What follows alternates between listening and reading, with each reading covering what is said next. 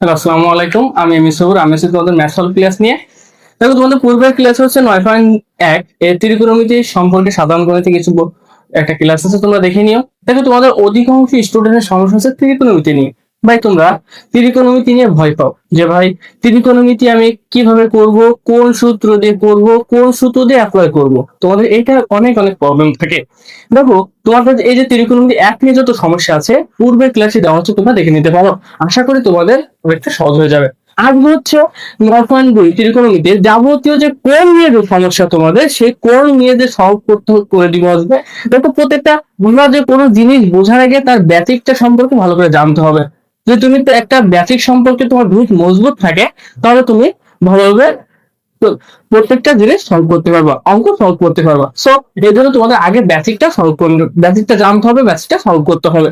এই জন্য আমাদের কিছু কিছু শর্ট টেকনিক জানতে হবে। তোমাদের শর্ট টেকনিক জানো, এমসিকিউর ক্ষেত্রে তুমি দ্রুত সলভ করতে পারবা, প্লাস যখন সিকিউ থাকবে তখন তুমি অ্যান্সার করতে পারবা। এই জন্য আমাদের আগে লাগবে হচ্ছে শর্ট টেকনিক জানা, প্লাস বিস্তারিত কিভাবে আমাদের অঙ্ক করতে হবে, কিভাবে শুরু করতে হবে, কিভাবে শেষ করতে হবে, কিভাবে হচ্ছে আমাদের প্রত্যেকটা অঙ্ক আমরা সলভ করতে পারি, যে ত্রিকোণমিতি নিয়ে আমাদের ভয়টা যাতে না থাকে, এই নিয়ে আমাদের আজকে ক্লাস। আশা করি সবাই ক্লাসটা মনোযোগ দিয়ে দেখবে। আজকে ক্লাস হচ্ছে আমাদের ত্রিকোণমিতি সাধারণ 9.2। চলো আমরা কিছু এক্সাম্পল দেখে আসবো। আমরা যে কিছু এক্সাম্পল নিয়ে আসলাম, যে সাধারণ ত্রিকোণমিতি 9.2 এর কিছু এক্সাম্পল নিয়ে চলে আসলাম। আমরা যদি এক্সাম্পল গুলো সলভ করি তাহলে তোমাদের অনেকটা বেসিক ক্লিয়ার হয়ে যাবে। ঠিক আছে, দেখো আমাদের এই যে কোণ কিভাবে নির্ণয় করতে হয়, কিভাবে কত ডিগ্রি কোণের মান কিভাবে বসাতে হয়, এই নিয়ে আমার পুরো একটা ক্লাস দেওয়া আছে। তোমরা দেখে নিও, তোমাদের কোণ নিয়ে যত সমস্যা সলভ হয়ে যাবে। তবে আজকে আমাদের যে শর্ট টেকনিকের যে কিছু নিয়ম আছে ত্রিকোণমিতির, আমরা এই নিয়মগুলো যদি আমরা দেখি তাহলে আমরা অনেকাংশ আমরা সহজ করতে পারবো। দেখো, চলো আমরা কিছু এক্সাম্পল সলভ করি। দেখো, এটা হচ্ছে এক্সাম্পল। অ্যান্সার হচ্ছে এক এক নাম্বার দেওয়া হচ্ছে আমাদের tan theta minus, sorry, tan theta minus 60 degree equal to 1/√3। এটা দেওয়া আছে। এদের থেকে আমাদের থিটার মানটা বের করতে হবে। দেখো, এদের থেকে আমরা কিসের মান বের করবো? থিটার মান বের করবো। তাহলে থিটার মান যদি আমরা বের করি, আমাদের আগে খেয়াল রাখতে হবে আমাদের কিভাবে আমাদের মানটা কি দেওয়া আছে। দেখো, আমাদের থিটার মান যখন আমরা কোন মান বের করবো, তখন কোণের মান বের করতে গেলে দেখতে হবে যে আমাদের অন্য কোনো কোণের মান দেওয়া আছে কিনা। দেখো, আমাদের এই সাইডে আমাদের একটা মান দেওয়া আছে 1/√3। দেখো তো, আমরা যে কোয়াড্রেন্টে পড়ছি কিনা, যে 1/√3 ট্যান থিটার 1/√3 একটা মান ছিল কিনা। দেখো, তুমি যদি বলো তো যে ট্যান 30 ডিগ্রির মানটা কত, ট্যান 30 ডিগ্রি মান হচ্ছে 1/√3। তাহলে আমাদের এই জায়গায় দেখো আমি এটার পরিবর্তে কি লিখতে পারতেছে, তাহলে ট্যান থিটা মাইনাস 60 এর পরিবর্তে লিখতে পারতেছি আমরা ট্যান 30 ডিগ্রি। না, দেখো ট্যান 30 ডিগ্রির মান হচ্ছে 1/√3। উভয় পক্ষ থেকে যদি আমরা ট্যান ট্যান চলে যায়, তাহলে থাকছে থিটা মাইনাস 60 ইকুয়াল টু হচ্ছে 30 ডিগ্রি। তাহলে থিটা ইকুয়াল টু আসছে আমাদের 30 প্লাস হচ্ছে 60 হচ্ছে মাইনাস এসে গেলে প্লাস, তাহলে 90 ডিগ্রি। এটা হচ্ছে আমাদের অ্যান্সার। তাহলে আমাদের থিটা পেয়ে গেলাম আমরা 90। তাহলে দেখো আমাদের কিভাবে আমরা সলভ করলাম। আমাদের প্রথম কন্ডিশন খেয়াল রাখতে হবে যে আমাদের আগে বা পরে কোনো মান দেওয়া আছে কিনা। যদি আগে বা পরে কোনো মান দেওয়া থাকে, আমরা সেই মান অনুযায়ী বাকিটা সলভ করার চেষ্টা করবো। যেমন দেওয়া আছে ট্যান থিটা, আমি যদি সাইন থিটা হবে না, কস থিটা হবে না, আমাদের সেক থিটা হবে না, আমাদের ট্যান থিটা দেখতে হবে যে ট্যান থিটা রিলেটেড কোনো আমাদের কোনো মান দেওয়া থাকে না। কত থিটা মান দেওয়া থাকতে পারে, তাহলে আমরা জানি কি কস কমটালে ট্যান পাওয়া যায়। সো যেকোনো একটা দিলে আমরা ট্যানকে বের করে দেবো। এবার এসব ট্যান বলতে না, অন্য কোনো অনুপাত থাকলেও আমরা আগে দেখবো যে ওই অনুপাত রিলেটেড কোনো মান আছে কিনা। দেখো, এটা বুঝি। আমরা 2 নম্বর কোশ্চেনে চলে যাই। দেখো, আমাদের 2 নম্বর কোশ্চেনে আছে 1 minus tan square 60 degree, 1 plus tan square 60 degree, sorry square না, tan 60 degree plus sine square 30 degree. এই যে আমাদের এটা এই যে মানটা আমাদের বের করতে হবে। দেখো তো, এটা তো ইজি না, আমরা তো কোণের মানগুলো জানি, এই মান কোন সমস্যা। তো এমন ধরো অঙ্কটা একদম বিদ্যুৎ হয়ে পড়ো যে কিভাবে সলভ করবো এত বড় এ ধরনের বড় ক্যালকুলেশন, কোন মান নিয়ে আসবো, কোন ভাবে কাটাকাটি করবো, কোন ভাবে লসাগু করবো। কিন্তু এটা দেখো ভাই, আমরা যদি সহজভাবে চিন্তা করি, তোমরা একটা কাজ করো, পরীক্ষার হলে তোমরা অল্প কিছু নিয়ে বেশি ভাবো। যদি অল্প কিছু নিয়ে বেশি ভাবো, তোমার ভাই তুমি আর যেটুকু পাচ্ছ সেটুকু ভুলে যাবে। ম্যাথ এমন একটা জিনিস, যদি ঠান্ডা মাথায় যদি চিন্তা করো, তাহলে তো প্রত্যেকটা জিনিস তুমি তার অ্যান্সার দিতে পারবা। দেখো, আমাদের এটা যদি আমরা সুন্দরভাবে আমরা বুঝি, যে দেখো আমরা কি জানি সাধারণত, যে যদি কোনো কিছু মান দেওয়া থাকে, মনে করো দেওয়া আছে cot 30 ডিগ্রি, যদি আমার মান দেওয়া থাকে cot কে রেখে দিলাম 30 ডিগ্রি, এবার 30 ডিগ্রি মান পাচ্ছি। তাহলে যদি আমরা cot 30 ডিগ্রি মানটাই তো জানি, তাহলে তো cot রেখে দেওয়া লাগে না। তাহলে cot 30 ডিগ্রি মানটা কত পাচ্ছি আমরা, একবারে তো মান যদি এমন থাকে তখন একবারে মান বসে দিতে পারো। cot 30 ডিগ্রি মান হচ্ছে √3।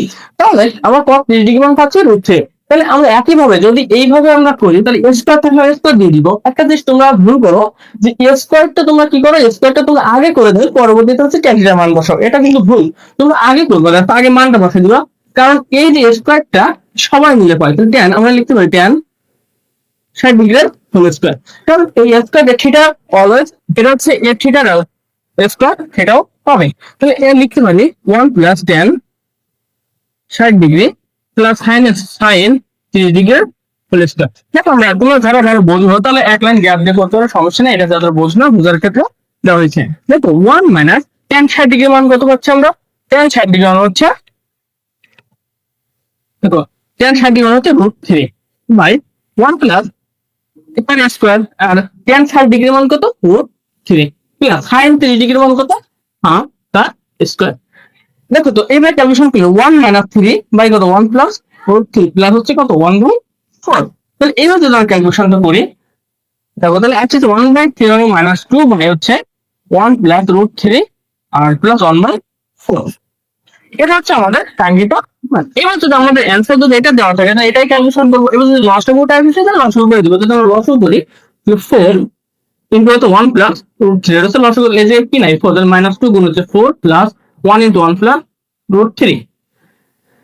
এবার যদি আমরা ক্যালকুলেশন করে দিই হয়ে যাবে -8 প্লাস হচ্ছে 1 প্লাস হচ্ছে √3 বা হচ্ছে 4 প্লাস হচ্ছে 4/3। এটা হচ্ছে আমাদের কাঙ্ক্ষিত। দেখো এবার হচ্ছে আমাদের যেহেতু এটা হচ্ছে একটা ধ্রুবপদ থেকে গেছে, দুইটা ধ্রুবপদ থেকে গেছে, তাহলে আমরা এটা তো ক্যালকুলেশন করি -7 plus √3 4 plus 4/3।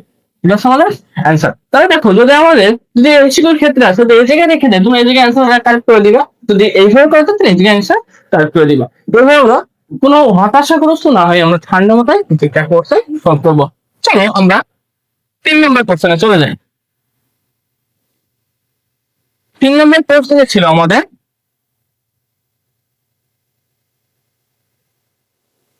Sign A equal to cos A. এই জায়গায় আমাদের কি বের করতে হবে, এর মান বের করতে হবে, মানে সেই কোণের মান বের করতে হবে। দেখো তাহলে আমরা আগে শিখছি কি যে কোন কোণের মান দেওয়া আছে, ডাইরেক্ট মানটা বসে দিচ্ছে, আমরা মান পেয়ে গেছি। প্রথমের ক্ষেত্রে কি শিখছি যে দেখো আমাদের কোন একটা মান দেওয়া ছিল, তার থেকে কোন মান বের করছি, কিন্তু এদিকে আমাদের কিছু দেওয়া নেই, এর থেকে আমাদের কোন মান বের করতে, কিভাবে বের করবো? দেখো আমাদের এভাবে যখন আমরা বের করতে যাব তখন অবশ্যই আমাদের মাথা একটু খাটাতে হবে, যে কোনো একটা সূত্র খাটাতে হবে। তুমি ত্রিকোণমিতি যদি যে কোনো একটা অনুপাতের সূত্র খাটাতে পারো বা তোমার মান ইজি। আমাদের কাঙ্ক্ষিত খেলা রাখতে হবে যে আমরা কিসের মান বের করবো, তার উপরে ডিপেন্ড করে আমরা টেস্ট করবো। দেখো আমরা এর মান বের করবো যেহেতু, তাহলে আমরা যদি এটাকে এই পাশে নিয়ে আসি, দেখো সাইনে বাড়ছে পড়ে ইকাল, যদি এটাই পাশে নিয়ে আসি কি থাকে এটা থেকে যাওয়া হচ্ছে আমরা এটা হচ্ছে কি ট্যান ইকাল, ট্যান পাচ্ছি না আমরা, ট্যান ইকাল কত 1। এবার দেখো তো যে 1 কার মান ট্যান এ ইকাল কত, দেখো তো ট্যান 45 ডিগ্রি মান হচ্ছে 1। তাহলে আমরা কি ট্যানটা পেয়ে যাচ্ছি, এই কালটা কত পাচ্ছি আমরা 45। দেখো তো ইজি কিনা, একদম ইজি। এবার আমরা কি করতে পারছি, দেখো যদি আমাদের কোনো মান না দেওয়া থাকে আমরা এটাকে কোয়াড্রেন্টের সূত্রে ফেলে মান বের করতে পারছি, ইজি ব্যাপার। দেখো তারপর হচ্ছে আমাদের 4 নম্বর কোশ্চেনটা ছিল যে tan 3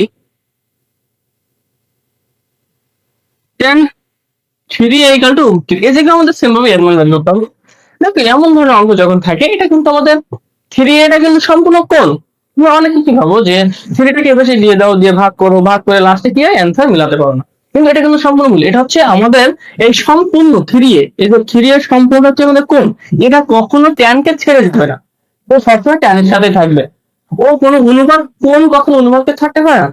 এই জন্য আমরা একটা জিনিস খেয়াল রাখবো যে ওটাকে যত আমাদের ঝামেলা আছে এটাকে কখনো এই পাশে দিব না, আমরা চেঞ্জ করলে ট্যানকে দেখতে পারি জাস্ট না।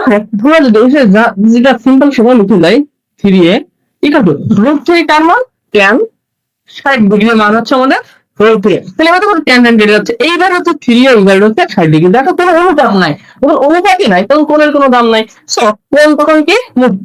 এবার এটা হচ্ছে একটা বদ্ধ পরিবেশ, সাথে যখন অনুপাতের সাথে থাকবে তখন কোনটা বদ্ধ পরিবেশ, সে ওকে ছেড়ে যাবে না, কিন্তু যখন কে ছেড়ে দিবে তখন থেকে যাবে চলে যাবে।